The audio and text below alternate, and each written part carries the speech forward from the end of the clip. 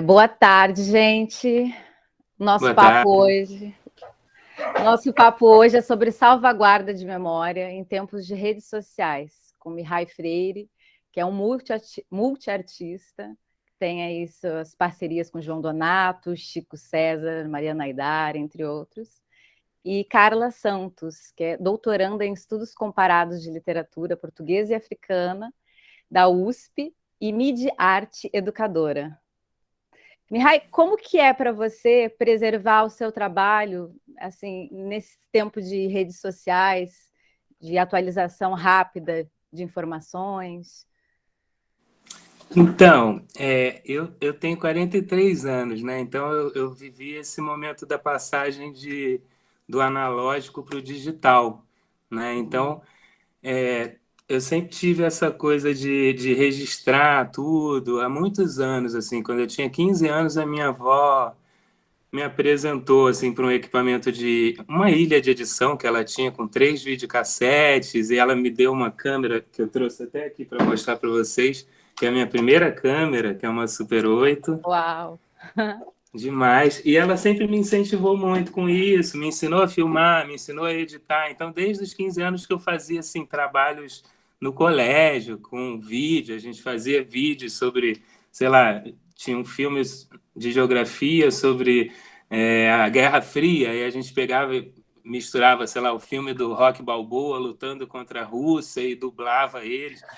Eu sempre brinquei com essa coisa de imagem e tal, então eu sempre preservei o material, assim, os meus registros no papel, né? Então até hoje eu tenho um acervo bem grande aqui em casa dos meus trabalhos de fotografia, que eu também tinha, eu herdei do meu pai também um laboratório de fotografia, então eu revelava tudo em casa.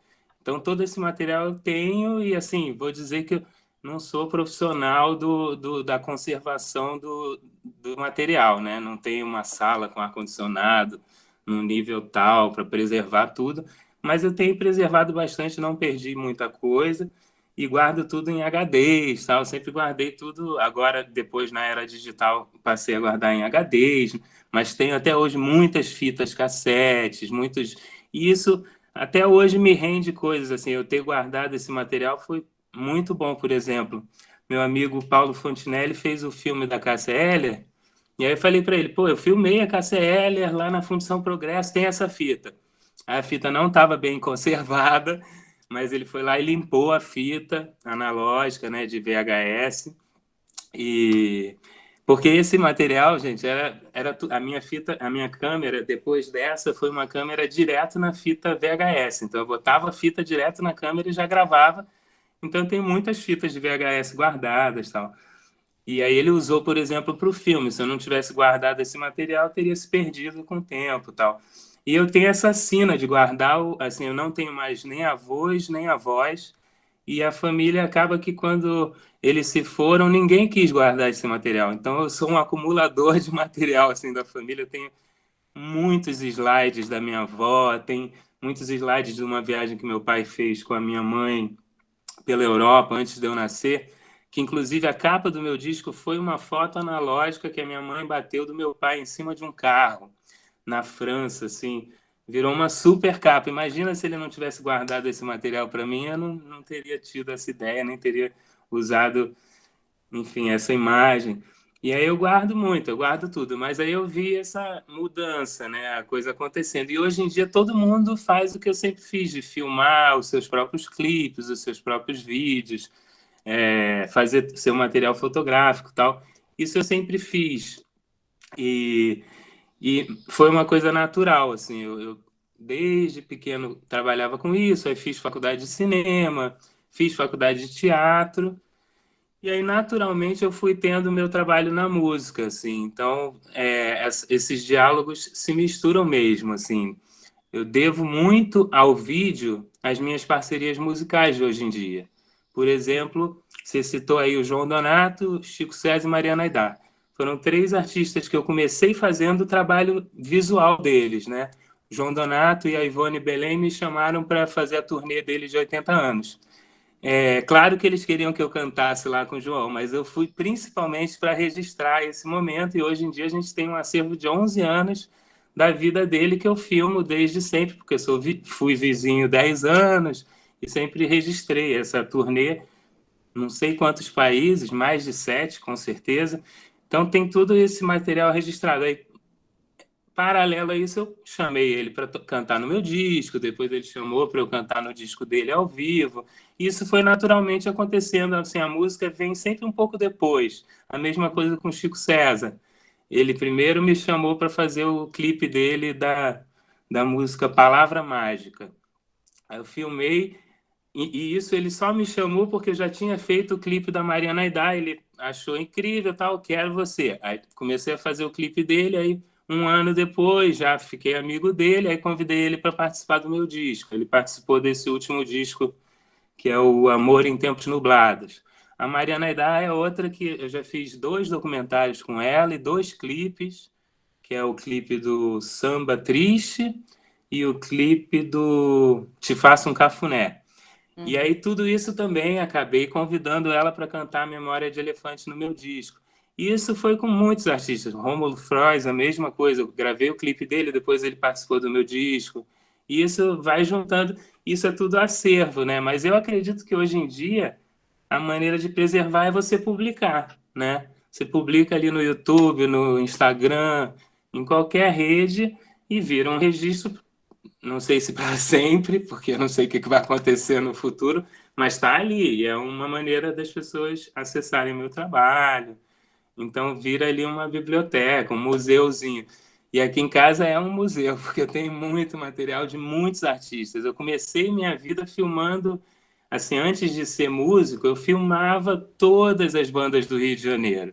Eu lembro do Mostra pra início do... gente, Mihai. Mostra pra gente o seu O que? arquivo. Eu O fiquei aterro? curiosa. Suas Mostra pra relíquias. gente essas É uma bagunça, posso relíquias. mostrar, mas tá bem bagunçado. Assim, Oba!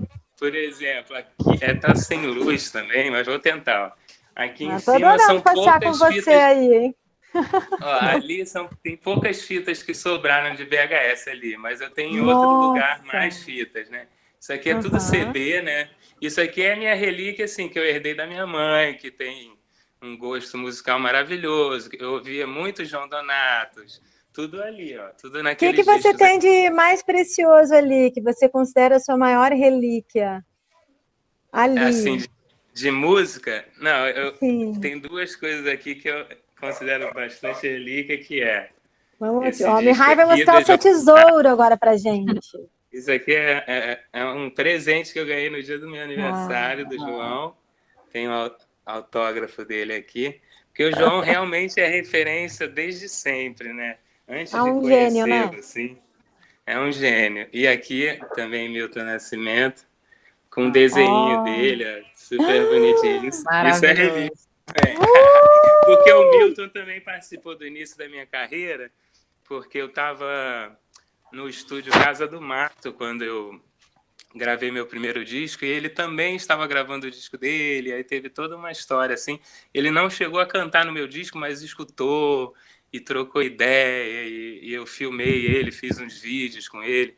Então também é uma coisa Ai, muito ô, preciosa que eu Mihai, tenho. me conta uma coisa. Como é que é para você filmar e também atuar, seja tocando, seja cantando, num show com uma figura como o João Donato? Assim, você fica nervoso? Você sente de igual para igual? Porque a gente sabe que existe toda uma Sim, história, né, por trás dessa figura e bom, eu sou muito suspeita de falar porque eu sou muito fã do João. Mas eu queria sim, saber como é que é para você, se é tranquilo, porque também tem uma diferença de geração aí, né? sim. É sempre muita emoção e sempre rola aquele frio na barriga, com certeza. Mas o João ultrapassou um pouco isso, assim. Eu acho que nas primeiras vezes que eu tive com ele foi a mesma sensação que eu tive quando eu tive com o Caetano. Eu fiquei sem falar nada, não conseguia me expressar na frente do Caetano, que eu conheci inclusive na casa do João. Mas com o João, assim, nas primeiras vezes, ele também era muito calado. A primeira vez que eu tive com o João, estava ele e o João Bosco. Eu não sabia o que falar para aqueles 2 mestres que eu ouvi a vida inteira, né? Então a gente ficou muito calado, assim. e eu não conhecia muito o João, então eu não sabia se eles estavam desconfortáveis com a minha presença e tal. Mas aí, umas semanas depois, eu vi uma entrevista do João com o João Bosco, que ele falou assim: ah, não, eu vou na casa do João e a gente fica em silêncio a noite inteira ouvindo o disco. E aí eu entendi que aquilo é uma audição, porque a minha geração faz audição assim, gravamos um disco, aí a gente chama os amigos para ouvir o disco em silêncio, mas isso não se faz hoje em dia, né? Hoje em dia, quando você vai visitar um amigo, você escuta a música e fica conversando e tal. O João não, o João traz isso da época dele, quando eles ganhavam um disco do Chet Baker, vamos ouvir aquele vinil, e ficavam em silêncio. E ele até hoje faz isso. Então, no início eu ficava meio desconfortável sem entender isso. Aí eu ouvi essa entrevista do João Bosco e falei, agora eu entendi, não tem nada a ver comigo. Era uma audição, eu não sabia, né? Mas Mihai, olha só, você acha que essa questão de a gente poder hoje ouvir música nesses smartphones, né, ficou muito acessível a música? Se a gente for pensar tempos atrás, você tinha que ter um rádio, você tinha que ter, né, um toca-discos, depois o toca-fitas, né, e assim ia. Você tinha que ter um equipamento um pouco, muitas vezes, mais caro, nem sempre era uma coisa acessível, né, a gente está falando de patrimônio, para poder ter acesso a esses artistas, a essas músicas, e hoje não. Você acha que essa facilidade no acesso, por um lado, tirou um pouco esse espaço, essa certa magia que o disco ainda tem, né? Porque quando a gente vai na casa com alguém que tem um toca-discos, nossa, vamos ouvir um disco. E às vezes até dá para criar esse clima, né? Do silêncio, onde o principal protagonista, a gente está dialogando ali só com a música, né? E a música com a gente. Mas com o celular nem sempre, né? A música vira som ambiente. Então, você acha que essas novas tecnologias, as redes sociais, supervalorizaram o disco ou desvalorizaram um pouco o espaço da música? Como você vê essa relação? Então, eu acho que assim, eu sou saudosista e gosto de ter uma coisa tátil, né? Que eu possa pegar e ver a foto. Minha casa é cheia de vinil, assim, ó, espalhado como quadro, sabe? Tá vendo o Belchior ali? Eu tenho um monte de disco que eu acho linda a arte dos discos e tal. Mas eu acho que a nova geração nem viveu isso para pensar nisso, né? Para pensar que se isso desvalorizou ou valorizou. Eu acho que é importante sim ter acesso, todo mundo ter acesso e todo mundo poder ouvir. Claro que tem coisas assim, sei lá, quando você passa a música para o streaming, né? Ela não fica com aquela qualidade, o baixo fica meio comprimido, é tudo diferente, assim, né? Tem tudo, perde um pouco a qualidade, mas é importante esse acesso. E assim, não sei onde vai parar, porque eu sou realmente do tempo e ouço até hoje o disco inteiro na ordem, mas hoje em dia as pessoas escutam o disco. Ninguém escuta o disco, na verdade, as pessoas escutam em modo aleatório. Criam Então nem importa muito. playlists. Né? Perdeu um pouco essa coisa de ter uma história, o álbum, né? Eu fico quase 2 meses para escolher a ordem. Eu sou libriano, então eu fico maluco tentando achar e ouço todas as possibilidades de ordem até descobrir uma ordem boa. Mas hoje em dia isso nem é muito importante, porque as pessoas escutam single, né? Escutam a sua música ali numa playlist. Raramente vai alguém escutar o seu disco inteiro com atenção, como o João escuta, né, em casa e tal. Ô, Mihai, aproveitando que você falou em ordem, como que você guarda suas criações musicais? Assim, tem uma ordem cronológica, alfabética? Como que funciona isso? Assim? Então, é uma Tenho bagunça, curiosidade. mas é uma bagunça e muitas ficam na gaveta pela minha bagunça, assim. Mas, na verdade, assim, hoje em dia é mais simples ainda. Eu sempre fui do caderninho e não do caderno das folhas soltas, então fica mais bagunçado ainda. Se eu tivesse um caderno somente, estaria tudo ali, mas eu fico escrevendo em folhas soltas, tal. Mas a coisa do celular facilita muito, porque aparece a data. Eu só não sou organizado a ponto de escrever um título. Raramente eu escrevo. Quando a música nasce com um título, aí eu boto lá o título. Senão eu tenho que ficar procurando a ordem da data. Tipo, final do ano passado, hoje mesmo, eu fui procurar uma música que eu fiz com o Chico César no final do ano passado, no aniversário da Jade Baraldo. Aí eu fui lá no Instagram procurar que dia que é o aniversário da Jade Baraldo, vi a data, entrei no meu gravador e achei lá a data e consegui pegar o áudio. Senão eu não teria pego, porque eu não anotei o título, não anotei nem Chico, nem nada. Mas tem uma história engraçada, porque eu sou do tempo que não tinha celular. Então, eu andava, às vezes, com um gravadorzinho, daquela mini fitazinha, né? Mas antes de ter esse gravador, eu não tinha nada para registrar. E o processo criativo meu é muito indisciplinado. Na verdade, é quase que, sei lá, eu recebo um negócio, uma melodia, e eu vou produzir isso, né?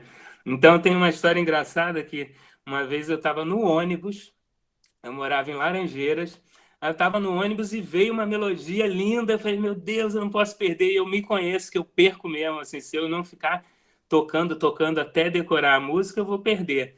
E eu não tinha celular, na época não existia celular, é uma época anterior ao celular, ou se existia era aqueles tijolão que você não andava e não tinha gravador. Aí eu saltei do ônibus, fui num orelhão, liguei para minha casa, aí atendeu a secretária eletrônica e eu cantei na mensagem da minha secretária eletrônica. Incrível! Para poder registrar, foi a maneira que eu registrei. Aí cheguei em casa doido para ouvir a música. Assim. Muito bom! E aí botei lá na secretária eletrônica a minha música e estava registrado, né? Uau! E como é que você se imagina, assim, daqui, sei lá, uns 30 anos, no meio desse... Tem acervo gravado, tem acervo, enfim, no digital, pessoal aí, na sua casa, físico? Eu acho que eu vou continuar fazendo arte para sempre, isso com certeza é minha missão, mas eu não fico muito, assim, pensando no futuro, assim, mas eu imagino, assim, que eu vou ter um reconhecimento pelo trabalho, pela obra toda que eu tive, entendeu? Que eu acho que hoje em dia, assim, o meu som não é tão popular, mas por uma escolha estética mesmo, eu não faço um som tão pop, para fazer sucesso, aquele sucesso tremendo que faz, às vezes, assim, às vezes tem um artista ou uma artista que a galera elege, assim, esse é o artista que bombou esse ano, né? E eu acho que eu nunca fui esse artista, assim. Eu cheguei a estar nas listas de melhores discos do ano e tal, mas nunca tive um destaque assim, olha, uma promessa, nunca foi isso para mim. Até porque as pessoas me confundem um pouco. Ah, ele é cineasta, ele é músico, ele é ator. Fica uma coisa meio vaga, assim, né? Não fica... Não sei se leva muito a sério, assim, minha carreira musical. Mas eu levo, né? Isso que é importante. E eu tô no 4º disco. E, pô, daqui a quantos anos que você falou? 30 anos, mais ou menos. Espero ter 34 discos, porque eu pretendo gravar todo ano, mas é tão longo o processo, assim. Por exemplo, agora, na pandemia, no começo da pandemia, eu comecei a fazer um disco e eu convidei o Marcos Preto, que é um grande diretor artístico, ele trabalha com a Gal. Os últimos 4 discos da Gal foi ele que produziu. Produziu, não. Fez a direção artística, que é o que ele está fazendo do meu disco, né? E aí eu vi que o buraco é mais embaixo, porque todos os meus discos eu fui o diretor artístico e eu sempre fiz num lance meio... O último disco a gente conseguiu gravar ele inteiro em 11 dias. A gente fez um retiro de 11 dias e gravou o disco inteiro, sabe? Esse último que tem um diretor, tem um produtor, tem outras pessoas envolvidas, eu estou há mais de um ano gravando e não está pronto. Ele está quase pronto, pretendo lançar esse ano, mas a vontade que eu tinha era de lançar todo ano, mas não é bem assim a coisa. A coisa tem todo um processo. Agora que eu vou começar a pensar em estratégia de lançamento. Esse fim de semana eu estou com esse cabelo aqui louro e sem barba, porque esse fim de semana eu fui gravar o primeiro clipe desse disco novo, que é o meu 4º disco autoral. E aí eu estou começando a fazer isso. Eu já tenho as músicas mixadas, falta gravar só 2. E aí eu estou começando a pensar nas imagens, no teaser, tem tudo isso, porque o artista hoje em dia não basta fazer a música, tem que fazer a música, tem que ter a parte visual toda, tem que pensar na estratégia de como lançar, tem essa coisa das playlists, né? O artista e etc. Só sei assim, Mihai, já estou contando as horas, estou muito feliz com essa notícia, é muito bom ver você aí dando segmento, né? Porque a gente sabe que essa pandemia atravessou as pessoas de maneiras muito diferentes. E a música foi um ponto de apoio, de luz, né? De consolo, enfim, né? As artes como um todo, a cultura teve um papel e tem um papel histórico e muito importante, mas na pandemia e também para os artistas, né? Porque foi um momento muito crítico para quem é da cultura. E saber que está chegando aí um novo trabalho seu é realmente muito, muito bom, muito gostoso. Vamos divulgar, né? Vamos te ajudar, vamos somar nessa corrente para repercutir, porque a gente sabe que vem coisa muito boa. Parabéns, já estou aqui contando as horas. Obrigado. Obrigado. Pô, essa pandemia, eu acho que eu consegui... Fala. Não, pode falar, desculpa. Quero te ouvir. Eu ia dizer que eu consegui, nessa pandemia, produzir bastante, sabe? No começo, naqueles primeiros 3, 4 meses, eu fiz 2 clipes do Humberto F., que é um cantor do Picasso Falsos, à distância, dirigindo ele à distância, ele se filmando e eu editando no final, mas eu dirigindo no telefone, assim. Aí depois fiz um da Raquel Coutinho, depois um da Yara Renault, que também foi... Eu dirigi ela numa live, eu ficava digitando assim, vai mais para a esquerda, vai mais para a direita. Só você mesmo, né? Troca que aquilo, talento. faz aquilo. Foi muito louco. E aí depois editei todo esse material da live dela, e aí eu consegui realmente assim fazer limonada, porque era um momento que estava todo mundo muito mal, eu fiquei mal também, e fiquei, caramba, o que eu vou fazer em casa para ocupar minha cabeça e não enlouquecer? E aí rolou uma oportunidade que foi o seguinte, tem um lugar aqui no Rio chamado Áudio Rebel, que é uma casa onde abriga a música independente. E eles é o lugar onde eu toco e lota, porque não é um lugar muito grande, então fica sempre lotado. E é um lugar que eu amo, que as pessoas fazem silêncio para escutar a sua música, não ficam conversando, que a maioria dos lugares aqui no Rio de Janeiro, as pessoas são mal educadas mesmo. Não é mal educada, mas não tem esse hábito e essa cultura de ouvir um show sem atrapalhar conversando. Então, a Audio Rebel é um lugar que mora no meu coração e eles estavam assim, vamos devolver a casa, porque a Audio Rebel, não sei se todo mundo sabe, mas é um pessoal da Zona Norte que veio para a Zona Sul e paga uma grana, deve ser uns 7 mil reais aquela casa por mês. Eu acho que na pandemia diminuiu um pouquinho, mas é muito caro o custo para um estúdio que ficou parado. Então, uma amiga minha me ligou e falou, vamos fazer alguma coisa, não vamos deixar a Audio Rebel morrer. E aí eu fiquei 4 meses na pandemia organizando com ela e fazendo durante esses 4 meses. A gente fez 160 lives. E foi assim uma loucura, porque eu ficava o dia inteiro no telefone conversando e durante as lives eu ficava projetando imagens de artistas. Isso foi muito interessante também, porque eu peguei muitas referências. Todo artista que fazia uma live, eu pedi uma referência cinematográfica para a pessoa, para o artista. Então, sei lá, o artista começava a tocar e ele me falava que adorava, sei lá, cinema africano. Aí eu comecei a pesquisar cineastas africanos e ficar soltando na tela da Audio Rebel enquanto ele cantava filmes africanos. E isso foi... Eu ganhei de presente 160 referências diferentes de artistas do Brasil todo.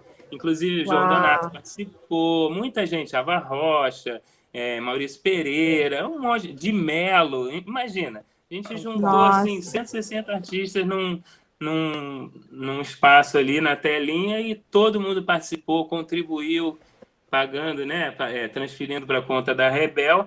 E a Rebel se manteve e eu tive já a oportunidade de, nessa volta aí do final do ano passado, fazer um show lá maravilhoso. Então, a gente conseguiu manter a cabeça ocupada e a casa para agora poder voltar a tocar, né? Voltar a fazer shows. Sim. E eu queria pegar um embalo, aí você falou de África, né? Pisou um pouquinho aqui na minha área. E a gente está falando tanto, né, do patrimônio material da música, né? Que são essas plataformas que guardam digamos que materializam, né? Que é o CD, o vinil, a gente falou aqui da fita cassete, mas como até a própria Unesco já diz, né? E a gente sabe que a música é um patrimônio também imaterial da humanidade, né? Tem o lado imaterial do patrimônio da música E aí você falou de África e me veio assim essa questão de que em África é muito difícil o acesso a todas essas plataformas, essas ferramentas, né? A todas essas possibilidades de salvaguarda. Então, a grande salvaguarda, em muitos casos, né, no continente africano e em outros continentes, em lugares, inclusive no Brasil, é a memória. Então, uma canção é cantada ali numa roda de lavadeiras, né, como a gente sabe, no interior do Brasil, e essa canção vai atravessando os séculos e as gerações, e é assim que essa canção vai se guardando, né, na memória. Então, eu queria perguntar para você, assim, Mihai, qual é o valor da memória, já que a gente falou tanto, né, da salvaguarda material, então qual o valor da memória desse lugar imaterial para a música, para salvaguardar o patrimônio musical? Como você vê isso? Eu não sei. Você falando aqui me veio várias imagens na minha cabeça das memórias que eu guardo, assim, que eu pego como referência para mim, né? A minha avó nordestina, eu tenho duas avós, as duas já se foram, mas uma era pernambucana e outra é carioca. A pernambucana, ela morava na ilha de Itamaracá. E aí, ela morava vizinha a Lia de Itamaracá. Então, eu tenho essa memória afetiva de ver a Lia cantando na beira da praia, na ilha de Itamaracá, ela cantando sozinha com um tambor só. E aquilo foi tão forte que eu trago muito, assim. Esse último show que eu fiz em São Paulo, no final do ano passado, a gente entrou no palco, antes de subir o palco, a gente entrou lá do fundo da plateia cantando uma música que eu ouvia no Ano Novo, na ilha de Itamaracá, quando a gente cantava para Iemanjá, a gente levava as rosas para o mar tal, e tinha uma música que a minha família cantava. Aí eu botei todo mundo para cantar essa música tal. Isso é resgatando a minha memória e mantendo viva, né? Eu acho que é isso. Uma coisa que eu quero muito, assim, é um sonho, é eu fazer um filme sobre a história do meu avô e da minha avó, essa minha avó pernambucana. Porque é muito linda a história. Não sei se dá tempo de contar, porque é uma história longa. Mas esse meu avô que pintou esse quadro aqui, isso aqui é um estudo do quadro dele, tá vendo? Tem uma coisa de cadeia, né? Eu acho. Tem umas grades. Sim, é tinta, é caneta? Qual material que ele usou para pintar ali? É um desenho ou é tinta mesmo? É um desenho. Não é caneta, não. Mas a história dele é incrível. Ele era pintor, aí ele foi preso. Ele é húngaro e se chama Mihai. É Átila Mihai, daí que veio meu nome. Então ele foi. Vou tentar resumir, tá? Porque é uma história longa. E meu sonho, tudo isso é para dizer que meu sonho é fazer um filme sobre a história deles para preservar essa memória. Recentemente, um português escreveu uma biografia dele, entrou em contato comigo, eu ajudei a acertar umas coisas de datas, tal, sobre a família brasileira, né? Mas a história do meu avô e da minha avó é incrível, porque ele foi preso político na Sibéria e ele pintava os guardas, os presos, tal. Aí ele começou a pedir para pintar as montanhas, para sair da cadeia e pintar as montanhas e voltar. Isso passou um tempão, aí um certo dia ele, não sei como, eu acho que rolou uma carona e ele fugiu, e aí fugiu para Portugal. No meio dessa história, a minha avó pernambucana, que é filha de portugueses emigrantes, meus bisavós são emigrantes portugueses, meu avô fez uma sapataria chamada Esperança, que é o nome da minha bisavó, meu bisavô fez uma sapataria chamada Esperança, que é o nome da minha bisavó, e aí eles tinham um contato com Portugal e fizeram a minha avó ir lá, quase que um casamento arranjado. Eles enviaram ela de navio no meio da guerra, num navio de paz que não pode ser atacado, para ela ir casar com um português da família amiga deles. E aí minha avó, no meio do navio, conheceu um pianista alemão, ficou apaixonada por ele, ele fez uma música para ela, teve um romance lindo no navio. Aí chegou lá em Portugal, isso é um filme, né? É um roteiro maravilhoso. Aí chegou lá, e é meio Titanic, porque ela fala. Eu tenho um vídeo dela falando assim: ai, foi o pôr do sol mais lindo que eu vi na minha vida, foi com esse alemão, não sei o quê. Lá no navio, imagina o pôr do sol num navio de guerra e tal. E aí ela chegou em Portugal, chegou na família do português que ia casar com ela. Aí chegou lá e a família falou: ó, ele foi para a guerra. O noivo dela foi para a guerra. E ela ficou sem noivo, numa terra estrangeira, sem ninguém, ali sozinha. Aí ela conheceu o meu avô, que já estava dando aula de pintura na faculdade, já estava, né, já morando há muitos anos lá no Porto, e aí ela conheceu meu avô na rua, assim, de charrete, com 13 cachorros seguindo ele, que ele andava com os cachorros. E aí ela falou que foi amor, paixão à primeira vista, e ele tinha uma barba gigante, um cabelão, parecia um louco, assim. E parece que ele até pintava, tocava violino. Eu soube depois pela filha dele, porque ele tinha uma outra filha em portuguesa que eu encontrei nessa turnê com o Donato. Eu encontrei com essa filha desse meu avô e ela me contou que ele tocava violino e era compositor. Isso eu nunca soube, que tinha alguém na família. Enfim, essas coisas de memórias e memórias e como é que eu posso dizer? Influências mesmo de gente da minha família. Não precisa nem ser de sangue. Por exemplo, Olha, a importância da namorou, memória. minha mãe namorou durante 6 anos o Sérgio Ricardo. O Sérgio Ricardo, eu posso dizer que foi uma grande referência para mim, porque ele era um cara que me mostrava que eu não precisava ser só ator, ou só músico, ou só. Porque ele pintava para caramba, fazia cinema para caramba e fazia música para caramba. E ele sempre foi esse artista que